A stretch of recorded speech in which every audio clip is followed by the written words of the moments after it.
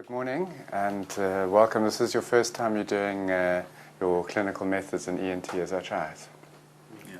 And what I'd like to do, go through some of the kind of specialized instruments and introduce you to them, show you how to use them, and then I will demonstrate a couple of tricks and procedures that you need to be able to do.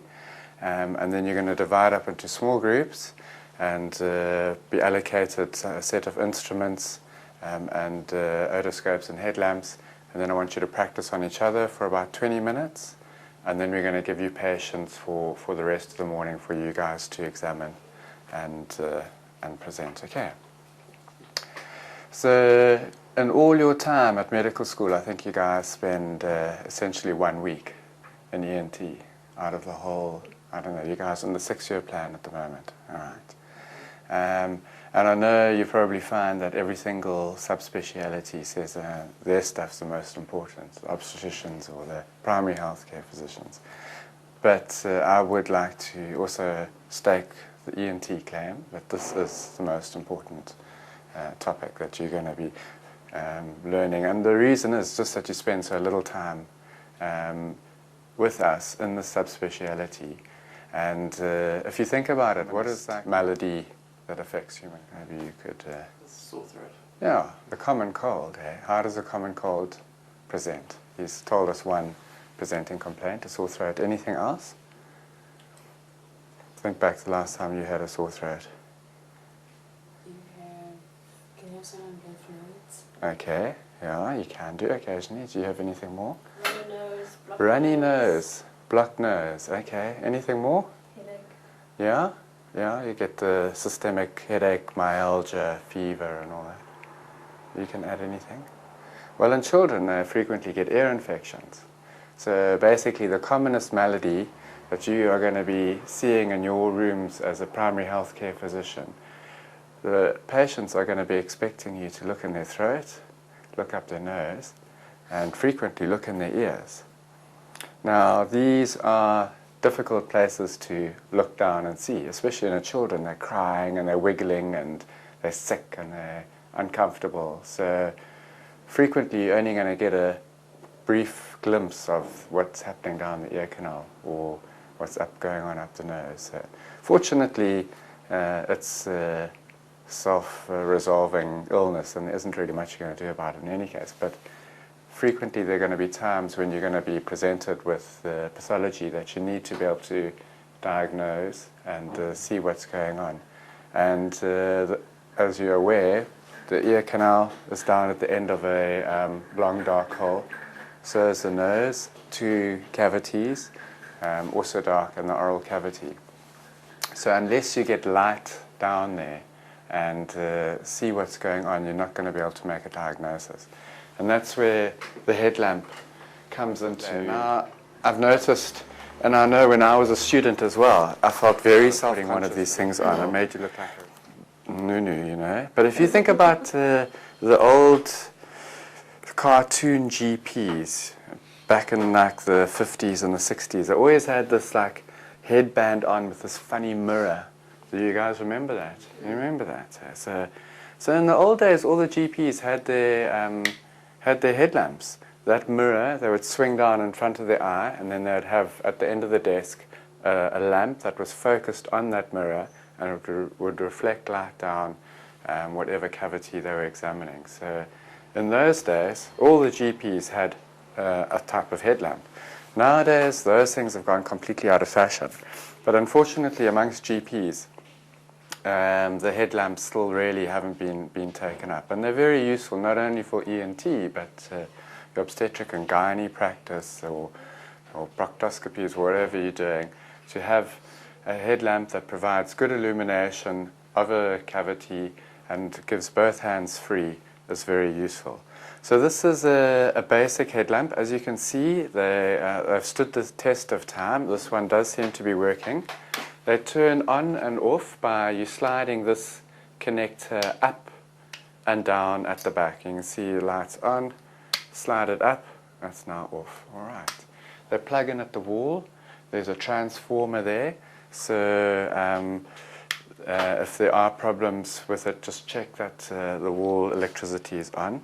There's a bulb, there's a lens at the end which can come on and off. If your headlamp is not working, just check the bulb that it's screwed in properly. That's the one place that frequently problems occur. The other places that there isn't a good connection at this point.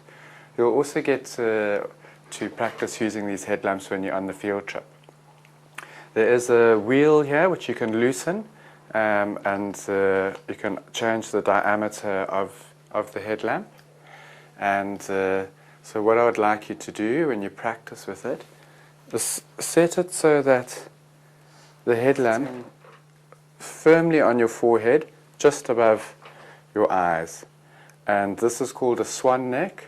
Articulate it so that it's illuminating an area right in front of you. And a good way to check that it's in a good working position is bring your elbows in by the sides, cross your hands, and then maneuver the swan neck so your hands are illuminated right in front of you. So now your head's in a nice, comfortable position, and you can work and do whatever it is you need. All too often you'll see a student trying to examine the oral cavity and the headlamp's shining up on the ceiling, whatever, and they wonder why they can't see what's going on.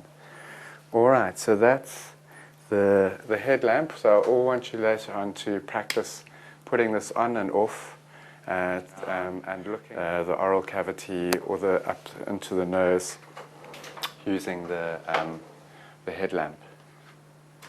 Any questions you guys got so far? Pretty straightforward, eh? Then the other thing is the otoscope, specifically for looking down the ears. Here we have got wall-mounted otoscopes because we obviously look down a lot of ears in this clinic. But when you guys perhaps purchase your own equipment, you probably won't have a wall-mounted thing unless you're always going to be in your own rooms. You'll probably buy a battery-powered otoscope, and I would recommend the one that's got the charger that sits on the table, and you just like drop it in when you're not using it, and then it's already charged. So if you go up to the ward to see a child, or it's just available and recharged and all ready for you to use. It's got a magnifying glass on the side, which you can slide open and close like that. Sometimes if you can't see what's going on, just check that that's cleaned. Often people use it to actually look up the nasal cavity. It's quite useful, especially in children, because that's about the aperture of a child's nasal cavity as well. But just remember when they exhale that the condensation is going to obscure your view on the little magnifying glass. You'll see that there's also this attachment here, which fits onto the side of the otoscope. You just squeeze it on. This is a pneumatic bulb, which when you squeeze, it insufflates air down the otoscope, so you can assess the mobility of the tympanic membrane in relation to changes in pressure in the outside ear canal.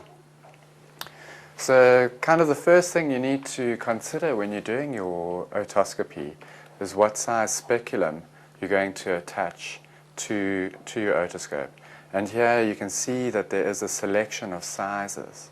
They're quite simply fit on just by squeezing and twisting it, and then there it is on firmly there. Now, the principle, one of the main principles in terms of looking at an eardrum or looking down an ear canal and seeing what's going on is the wider the view you have, the more you're going to see. And the more you see, the better your diagnosis is going to be. So when you are assessing an ear canal, before you actually choose your speculum, what you're going to be putting on there, with your headlamp on, look down at the ear canal and say to yourself, is this a wide, big, open ear canal, or is this a narrow, small ear canal? And everyone's got different ear canals. Just as we've all got different noses, we've got different size hands, shoe size, whatever. Everyone's got different ear canals. Everyone's got different eardrums. And this is part of the problem when you're learning your otoscopy, that this is not, or looking in the oral cavity or in the nasal cavity, this is not a part of the body you look at frequently.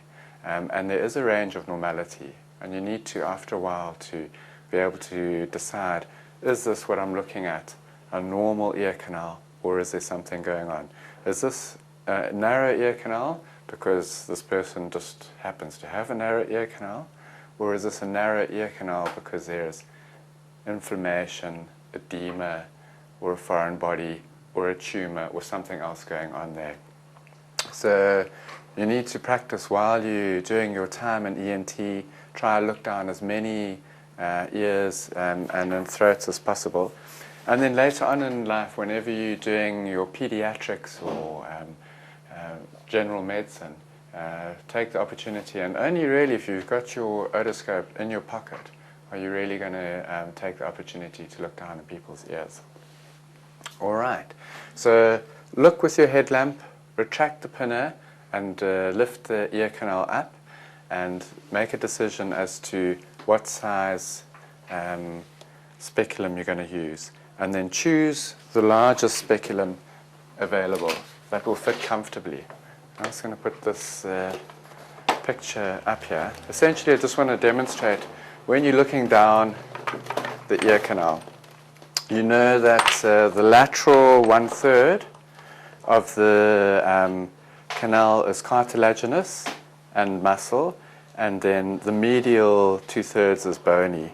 So you need to elevate the pinna, straighten out. There's a natural convexity to the ear canal that needs to be lifted up and straightened out so you can see right the way down the ear canal to look at the tympanic membrane. And if you've got a nice broad speculum, it will illuminate a wider area of the tympanic membrane so you get more information all at one go. Also, if you have a narrow, small speculum like this, you're going to tend to have to maneuver the speculum around. So if you want to look at the top part of the tympanic membrane, you're going to angle it upwards.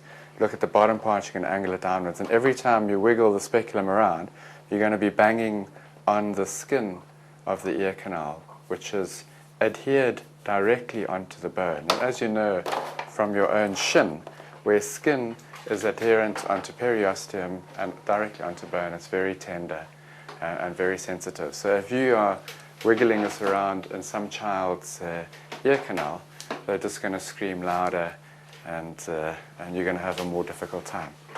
So choice of speculum is good, is important. And also they turn on and off just when you hang them back up. These bulbs are quite expensive, and if you leave them lying around while you're working in the clinics, obviously you're going to wear out more frequently than that. All right, so when you're examining the ear, the important thing is start on the outside, looking at the pinna, looking behind the ear. You'll frequently see in our patients that have had ear surgery, there'll be a scar behind the ear. Today I'm sure you'll all see that, and that's one of our main surgical approaches to the middle ear. You want to check the ear canal, you want to assess the patency, the health of the skin lining the ear canal. Are there any foreign bodies? Is there any discharge? We have got some pictures here. Let's move on to this diagram here. All right, so can you all see this is what a normal eardrum looks like? When you're doing your otoscopy, you are looking at essentially semi-transparent. You can see structures through the eardrum. This is a right ear. I can tell that due to the angle of the handle of the malleus. The eardrum is intact. There's no perforations. There's no discharge. And generally, that looks healthy. There's no inflammation. There's no redness. And when you do your pneumatic otoscopy, if you get a good seal, that eardrum will gently move in and out. This is of the other ear, the left ear. Essentially the same. There's a good light reflex. There's no signs of any inflammation. You get the indication, you can see there are structures deep to the tympanic membrane, the middle ear structures, which are normal and healthy. There's a little bit of scarring of the eardrum there. If you move on to some of these other pictures, you can see that that sense of transparency is lost. You can't really see those normal structures through the tympanic membrane. The eardrum is injected, you can see all these blood vessels, there's a lot of inflammation, there's possibly some discharge here, indication of infection. And you can see this thick white pus behind the eardrum. And this patient would be complaining of pain, hearing loss, possible ear discharge, fever, could well be a 3-year-old child with an upper respiratory tract infection that has also got an early acute otitis media. So these are the things you need to be looking out for when you do your pneumatic otoscopy. And it can be difficult, especially when you're first learning, so it's important that you practice looking at each, think about exactly what it is you're going to be looking for. What is the ear canal skin doing? What does the tympanic membrane look like? Is it intact or not? If there's a perforation, where is the perforation? Is there a discharge or not, etc., etc. So you need to go and think through all the possible things you can see. We can just quickly have a look at some of these. There's an air fluid level here, so this is indicating that there's a mucus effusion affecting the middle ear, and when you do your pneumatic otoscopy, that eardrum will not move as well as this one would. Here there's multiple bubbles behind the tympanic membrane. Here there's a lot of inflammation of the tympanic membrane with the acute viral inflammation of the tympanic membrane. If we look at some of these things, you often get foreign bodies, often get impacted wax. You'll definitely see some of that today. The ear canal itself can be inflamed, edematous, with this discharge. There's some bits of wax there in the corner. You can frequently get fungal infections, chronic otitis externa, and various perforations. So here you've got a tympanic membrane that's very scarred. There's a lot of scarring going on here with a perforation behind here. Large perforation of this tympanic membrane with a mucopurulent discharge. Here's a ventilation tube that's been placed through the tympanic membrane to drain a chronic effusion that hasn't resolved by itself. Alright, so those are all the things that I want you to be looking out for when you do your pneumatic otoscopy. For when you're working down in the ear canals, we want you to get used to using some of these while you're practicing. Wax curettes or Jobson horn probes. Very useful for gently, this is a wax hook. Have a look at that. So with your headlamp on, your patient and yourself seated, you can use these to gently maneuver foreign bodies or wax out of the ear canal, especially if they're obscuring your view of the tympanic membrane and you need to be able to see what's going on. So that's called a Jobson horn probe, and it's hopefully something that you will get to know about. We also use suction to clean out discharges. So we would use a suction adapter with a suction tip, such as this here, connected onto this adapter and onto the wall suction. But for you guys in primary healthcare, that may be a bit more difficult. You won't have these, although they're dirt cheap. You probably won't have access to wall suction. So another way for you to remove a mucopurulent discharge from an ear canal is to do either some dry mopping or some syringing. So syringing, which you will learn about on your field trip, hopefully get lots of practice at that. And also with dry mopping, basically using a cotton wool swab. You can either use wooden orange sticks, or we can use the end of the Jobson horn probe has got a serrated edge, and you can create a little soft kind of earbud. Not hard, but absorbent. So with the headlamp on again, retracting, straightening the pinner out one can gently absorb any excessive discharge. So that's called dry mopping, for removing discharge from an ear canal. We also use a number of ear drops down the ear canals. This is an antibiotic steroid ear drop, and that's basically acetic acid, a vinegar ear drop. Why do you think we use acetic acid in the ear canal or in the middle ear when there's a chronic ear infection? Anyone know? Well, it's a type of bacteria. What type of bacteria do you know that doesn't like acidic environments? Pseudomonas, yeah. So frequently in the chronic infected ears, they become colonized with E. coli, Proteus, Pseudomonas, and Staph aureus, low pathogenicity, our normal coliforms, our normal kind of body flora.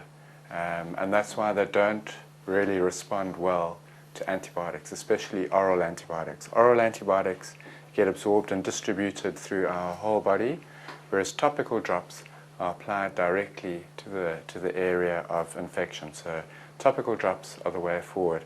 We also use a cream, an antibiotic steroid cream, which we can instill down the ear canal with a suction tip. And that's also very useful for treating chronic ear infections. All right, so what does the ear do? Transmission of sound. Hearing. Anything else? Balance, yeah. So it's essentially, I mean, it's even written here, hey? Organs of hearing and balance. Okay, so how are you going to assess the function of the hearing? Let's just put that here. Wonderful stay. What are you going to ask the patient? Yeah, I mean, most patients can tell you, especially ask them about their cell phone. Which ear do you use your phone on? If they've got a unilateral hearing loss, they tend to use the other side. Or they'll say, oh, when my wife's moaning at me or the dog's barking, I just roll over and sleep on the other ear and I can't hear what's going on. Children, it's more difficult. You need to go into the history more carefully, how they're doing at school, are the teachers complaining about them, do they misbehave, is the TV on very loud when you call them, do they come, etc., etc. But there are other more formal ways of assessing the hearing, and also a useful way of making a diagnosis or getting an idea of what the possible cause of hearing loss can be. Do you know any causes of hearing loss? Yeah, I mean, you got to separate between conductive and sensory neural causes. Excellent, yeah. So essentially there's two big groups. The conductive group, where there's a problem either with the sound waves being transmitted down the ear canal, through the tympanic membrane, through the ossicles, and into the cochlea. So that's conductive hearing loss. By far, probably the most common cause of hearing loss that we can do something about. Then, as you mentioned, the sensorineural hearing loss, where there's a problem with the cochlea or the nerve or at the brain level. And as we age, unfortunately, these fine hair cells in the cochlea are very sensitive to aging, and these decrease in number. So certainly sensorineural hearing loss due to aging is a common cause of hearing loss. But what we see mostly here that we can do something about is conductive hearing loss. So how can you tell the difference between sensorineural and conductive hearing loss? You can use a tuning fork. You can use a tuning fork, absolutely. Certainly your history and all that will give you a lot of information. Obviously a child presenting with a discharging ear is going to be pretty much always a conductive hearing loss, whereas an elderly person with absolutely normal ears but still can't hear the priest at church has probably got presbycusis, sensorineural hearing loss. So when you're doing your tuning forks, it doesn't really matter what size tuning forks you use. You'll see on our trays there are 3 different frequencies. It starts at a relatively low frequency, 256 Hertz, mid frequency is 512, and then a high frequency of 1024 Hertz. So I think just for your purposes, just use the 512 and explain to the patient what you're going to be doing. Explain to them that you're going to be testing their hearing. I want you to hold the tuning fork on this little flattened bit in the middle there. Don't touch the tines or the base plate while it's vibrating, otherwise you'll stop it. Try to indicate to the patient what sound they're going to hear. So if you push it on the table, that amplifies it. So tell them that's the type of sound that they must listen out for. Children, say below the age of 6, have a lot of difficulty with this abstract concept of this vibration. So certainly don't really try doing tuning forks in children. I don't think you're going to have much success. But certainly adults, you can explain to them that this is what they're going to be experiencing. And then you're going to be comparing the air conduction versus the bone conduction. So the air conduction is testing the conductive as well as the sensorineural hearing loss pathways. And it's the most efficient pathway for the human being body to hear. So sound waves come down, they're collected via the pinna, down the ear canal, vibrate on the tympanic membrane, transmitted through the middle ear with the ossicles, the malleus, incus, stapes, and then vibrate the cochlea and stimulate the hair cells. And that's the most efficient way. So when you're checking air conduction, I want you to hold the tines parallel, about 2 centimeters in front of the ear. You'll see on that diagram over there, they hold it vertically, but the textbooks say you should hold it parallel to the ear canal. And usually, most humans will find that that is where they hear it the loudest. Then when you go into test bone conduction, this is where you are vibrating the skull.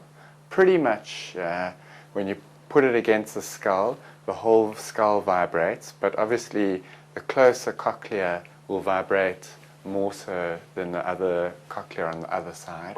And so this is direct stimulation of the cochlea, and so in that way you're circumnavigating this conductive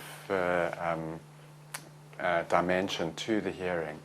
So what you need to do is to imagine, for bone conduction, you're assessing the sensitivities of the two cochlea. When you're putting it behind on the mastoid tip, if you all feel behind your ear here now, you'll see this you'll feel this little bone there, hey?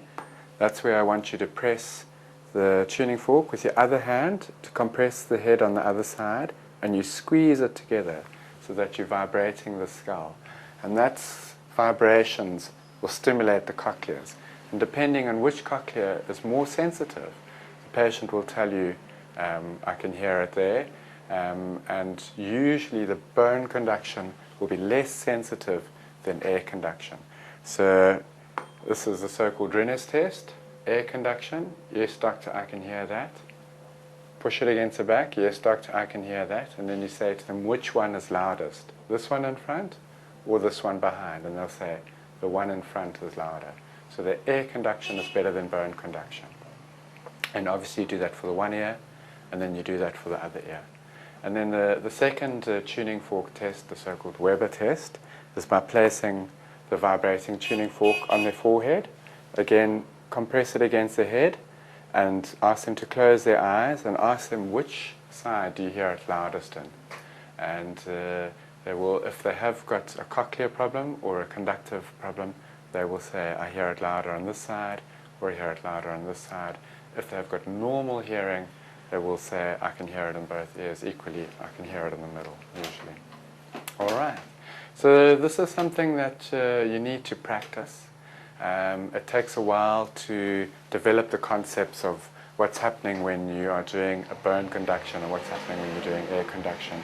But certainly once you get out there and practice on yourselves, what I want you to do is to block off one ear while you're doing the Weber, open it up, block off the other ear while you're doing the Weber, and you'll see the effect a conductive hearing loss has, etc., etc.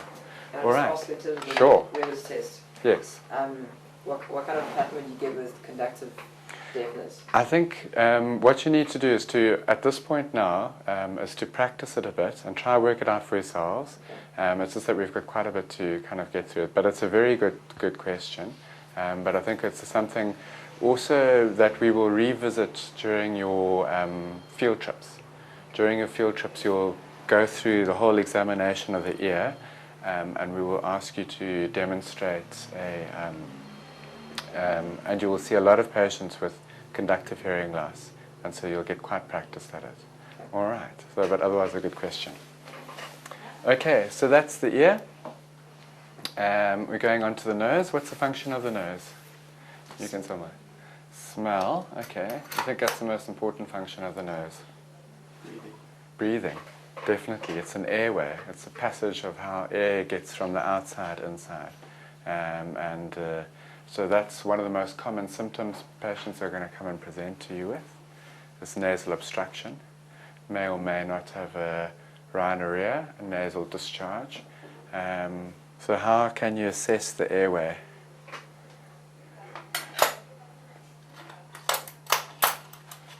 Anyone? Look into it. You can, absolutely. You can look into it, which we're going to do with your headlamp. What else can you do? You can listen to it as well. Like you listen. Okay, they're pretty good, both sides. But usually, one side of your nasal cavity is not working as much as the other side. What else is the nasal cavity does? It's an airway. It smells. Anything else?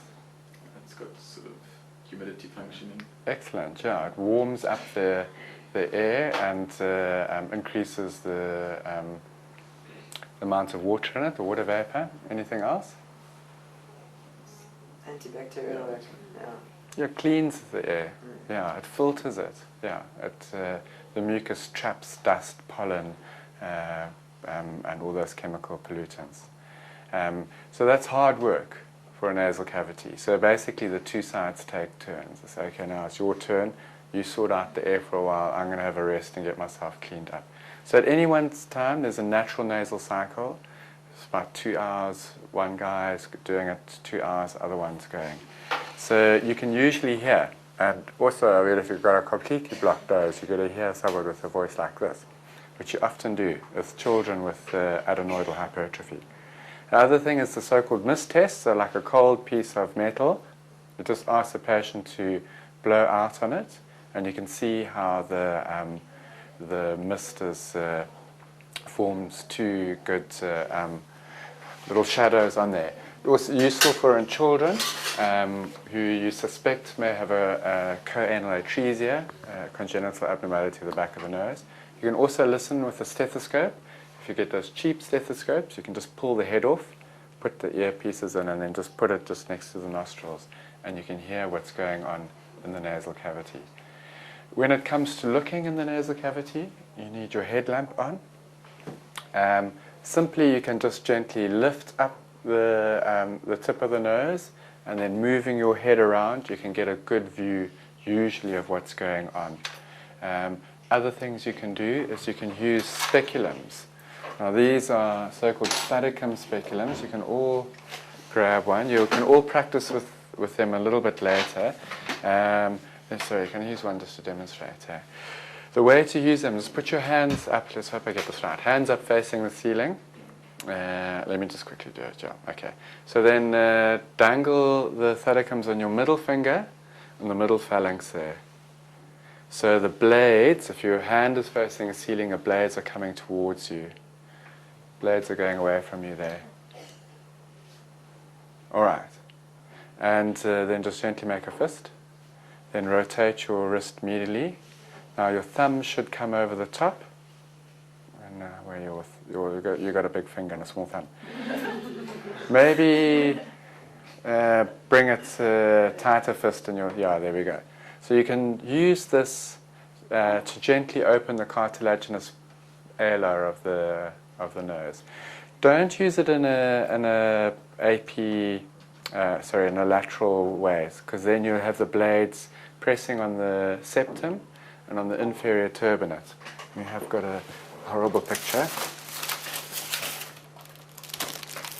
Okay, so here is the nose, nasal cavity here. You've got your inferior turbinate. This is one of the air conditioning units. And then the midline is the septum, which is covered with mucosa, mucoperichondrium. Mucosa attached to cartilage, which is quite sensitive, delicate. Whereas this is just skin and cartilage, so it's quite tough. So when you're using these speculums, just use it to gently lift the cartilage upwards and outwards, and you can get a good view into the nasal cavity. And then you can practice for a little while, but you can all go practice in the like. There are other ones. There was another one here. You can pass those all back. So-called cottal speculum, again, with your headlamp on, looking down the nasal cavity, you can gently open up the nasal cavity. These are so-called Tilly's packing forceps. Very useful for removing foreign bodies. You'll see that they are angled, so your hand is away from your line of vision. So again, with your headlamp on, patient's nose or throat, whatever it is you're working on, just in front of you there like that. For packing ribbon gauze in in a severe epistaxis or fishing out foreign bodies, these are very useful instruments. So those are, we call them Tilly's packing forceps. Just going back to the ear, another instrument I'd like to introduce to you is the crocodile forceps. Also very useful, also angled away, so your hands removed from the sights of vision. And then for retrieving or placing things in ears or noses and things like that. Okay, so when you're looking down the nasal cavity, as we've mentioned, the function is usually an airway. So the common presentation is obstruction, and you need to ascertain is it bilateral, unilateral obstruction. You need to take a history as to how long it's been there for, etc., what other symptoms they're having. Then you need to have a look. You need to check that there is an airway during your mist test. And what you're looking for are any masses, any inflammation, any discharge. And if everything in the front part of the nose looks normal, then usually the obstruction's at the back in the postnasal space. Very common in children where they have adenoidal hypertrophy. We frequently use flexible scopes, introduce a fine scope towards the back, and we can get a good idea of what's going on. But hopefully during your time in the outpatients, you will have patients with nasal obstruction. You can go through and we'll also do flexible endoscopy so you can see all the structures and be able to identify that. All right, so any questions about the nose? Okay, the oral cavity. Again, you need your headlamp on. On the whole, ENT doctors will use two spatulas, essentially just to move all the structures around in the oral cavity. So remember, the oral cavity starts at the vermilion border on the lips, ends at the posterior pharynx. So you need to revise your anatomy of the oral cavity and the oropharynx. So as you examine the oral cavity and the oropharynx, you are aware of each structure as you go through. So you start at the front, you examine the lips, the buccal mucosa, so that's the lining of the cheeks, the gingiva, those are the gums, the dentition. You're going to look at the floor of the mouth, the tongue, so both the ventral and the dorsal surfaces of the tongue, the hard and soft palate, the pharyngeal walls, tonsillar pillars, so anterior and posterior tonsillar pillars, the tonsils themselves, and then the posterior pharyngeal wall. All right. So you can practice that all on each other and on your patients shortly. The oral cavity, is usually that's quite obvious what patients are complaining of. Frequently patients with ulcers and sores in the mouth, which we may need to biopsy in that. Coming on to the hypopharynx, that's where you drop down into above the esophagus and the larynx itself. That's obviously a difficult place for us to visualize, even with a headlamp, because it's now going down behind the base of the tongue. So you may see us using a laryngeal mirror, and although nowadays with TB and that we're not doing it so frequently, we do use flexible scopes more frequently. But just to give you an idea of how the principle works, so you can understand how relatively easy it is for someone who's been trained in ENT to do what's called indirect laryngoscopy. I don't think it's a skill you guys really need to acquire, because it does take practice to maintain, and I think if in general GP practice you'll probably find that difficult to maintain that. But if you imagine a cold mirror, if someone was to breathe on it, the air would just condense. But if you warm it up, you can either use tap water, warm tap water, or here we just use an alcohol lamp. Just test that it doesn't get too hot. Then when I breathe out on it, there's no condensation. So essentially with the headlamp on, so shining down through the patient's oral cavity, ask the patient to open the mouth and stick out the tongue, which I will hold. Basically introduce the mirror at that angle back into the oropharynx. So my light shines onto the mirror, then reflects down through the oropharynx, down to the larynx and the hypopharynx, and then comes back up into the mirror, then into my eye. So I can actually shine my light down onto the floor, and if you look on the floor, there'll be a little bit of light shining down there. So that's called indirect laryngoscopy, and it's the way we visualize the larynx and the pharynx if we suspect an abnormality in that region. And how do abnormalities in that region present? You haven't said much this morning. What do you think? I suppose Well, always coughing, hoarse voice. hoarse voice. Yeah, I mean, always the best thing to do is think, well, what do those organs do? And obviously the larynx is an airway. I mean, that's by far the most important thing. So what happens when you've got problems with the airway? How do people present with airway problems? Easy breathing, Mm-hmm. like straddle. Yeah, straddle. So noisy breathing, essentially, that's perhaps the easiest way to say it. So people present with noisy breathing. They may have hoarseness of voice if it's affecting the vocal cords. Do you have any advances? Anything to add? What else does the throat do? We've got airway and voice. Swallowing, absolutely. So they may complain of odynophagia or dysphagia, pain on swallowing, difficulty swallowing. Yeah, so you can also, again, listen to the airway, and you can get a lot of information as to the quality of the stridor, the quality of the hoarseness of voice, the fluctuation in the stridor. Is it inspiratory? Is it expiratory? Is it biphasic? But that does come with experience that I'm sure you will slowly but surely gain over the time.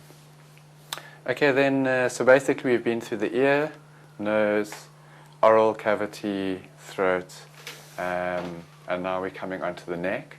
The neck frequently presents with neck masses, may have scars and sinuses, so you need to develop a way of examining the neck that you don't miss anything out.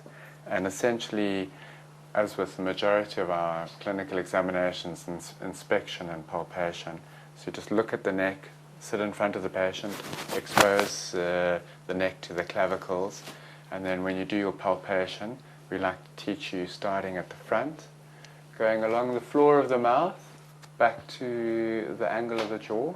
So you're palpating the jugular digastric lymph nodes, perhaps the most common lymph nodes that are involved in head and neck problems, especially the cancers. Then down the sternocleidomastoid. So that's the anterior part of your posterior triangle. Is that not so? And the posterior part of your anterior triangle. So down to the clavicles, Then in the floor of the posterior triangle, so along the clavicles to the back, to the trapezius muscle, then palpate up the trapezius muscle.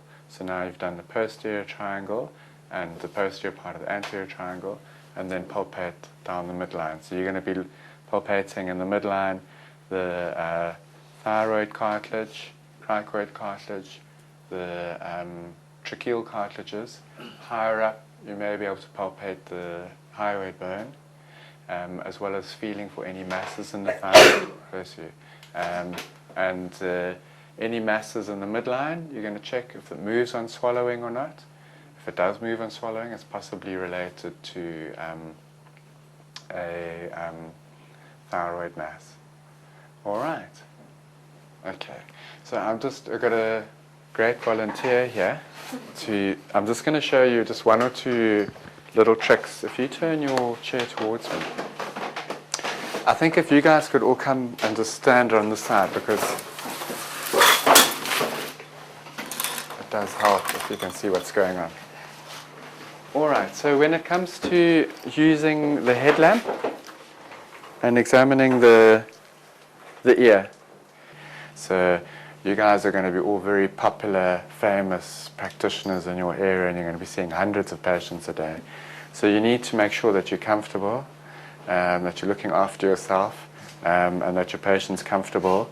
If it's a child, they need to be restrained correctly so they don't move and all that. All right, so when looking at the ears, you want to assess the symmetry on both sides. And you can see how, just turn your head looking over. Here I've got his left ear visible and available for examination. Then look over the other side. Now I've got the right ear without getting up, without moving around. All right, so just look over the other side for me so you guys can see. So when examining the ear with your headlamp, I want you all to inspect behind the ear, make sure they've washed the ears properly. No, you're looking for scars, sinuses. This is a mastoid bone, so if there's an acute otitis media that extends to the mastoid ear cells, you frequently get swelling and pain in that vicinity. With your two hands, right hand gently lifts the pinna upwards and backwards. Left hand retracts the tragus forward, then move your head around and shine the light up. Everyone's got different angles, ear canals. You can gently move the patient's head around. So I'll push his head away, and just with my headlamp, I can look right the way down the ear canal. I can see the tympanic membrane. So just using a headlamp and the naked eye, you can make an assessment of the ear canal, you can make an assessment of the tympanic membrane. There's no signs in his case of any inflammation of the ear canal. There's no ear discharge. The tympanic membrane's intact. And that's just using a headlamp. And then the same again on the other side. All right, so I want you guys to practice maneuvering the patient's head around and getting your visualization of the tympanic membrane. Now I know what size speculum to choose. He's got a pretty normal ear canal. People hold the otoscope in different ways. Practice and learn which way is best for you. Another good trick is to just keep your finger out. So just turn your head for me. When examining the patient, I've got my finger just resting on his cheek. So say if he's a child and he's fighting and he suddenly turns, my whole hand moves away with him, and this doesn't get stuck down the ear and make him even more irritable. So again, I hold a pneumatic bulb in my right hand, left finger out, pick up the pinna gently upwards and backwards, and then with the speculum, pull the tragus forward, look down, and then visualize as you go down into the ear canal and look around. I can see healthy skin and normal tympanic membrane come out. It's got a normal ear. All right, so those are the things you need to practice. I just also want to demonstrate the examination of the neck. Best to stand behind the patient so that you can palpate evenly, and you're also just thinking in your mind what you're feeling as you're coming along the floor of the mouth, down sternocleidomastoid, down to the clavicles, along the clavicles posterior triangle, up the trapezius. That's the end of the posterior triangle. then palpate the anterior compartment as well. All right. Do you guys have any questions at all? Okay. So you got 20 minutes or so, and you divide up into 2 groups. Half of you can stay here, the other half can go next door. And you use all the instruments, practice your headlamp, otoscope, tuning forks, looking in the nose, looking in the oral cavity, and palpation. All right, thanks very much.